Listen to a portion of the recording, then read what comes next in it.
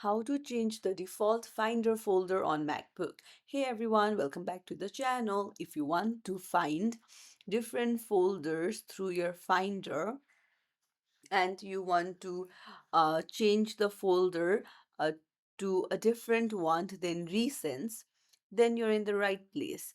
You need to first open up Finder and then you need to click on uh, Finder in the top menu and go to settings. Then you need to head over to general.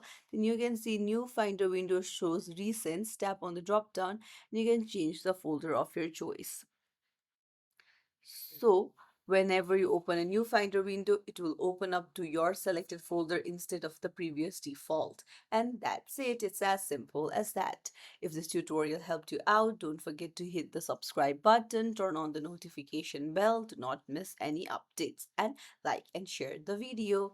Thank you for watching.